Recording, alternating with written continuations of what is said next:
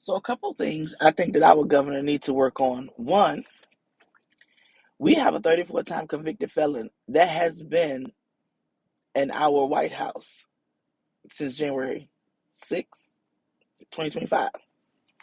With that being said, every state, but I'm saying specifically Virginia because this is where I am, when a person is released from prison, regardless of the felon or the charge, their voting rights should be automatically reinstated. Do like Ohio and do like, I think it's North Carolina. When persons are released from prison or jail, their voting rights are reinstated.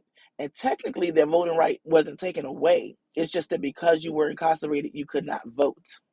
That's all that means. Just because you were incarcerated, you could not vote. But when you are released, there's no, let me write the governor, let me write this sob ass letter, let me tell how apologetic I am. Listen, you have gone to court, you were convicted, you did your time, right?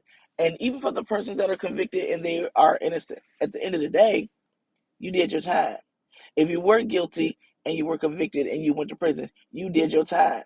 Why should you keep paying for the same crime over and over and over again?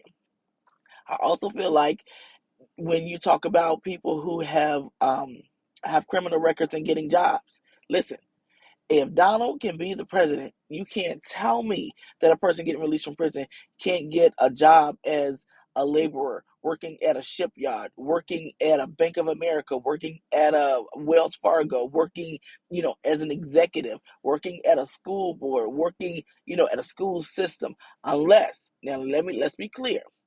If anybody has done any harm to children, elderly, or any kind of I think SA is what we have to say on social media. If anybody has done that, then yes, there should be some limitations on what you can do, because you can't put a predator in a situation and then expect them not to do what they do. Just like Donald. I mean, you wouldn't want him around your 12-year-old child, 12 to 17.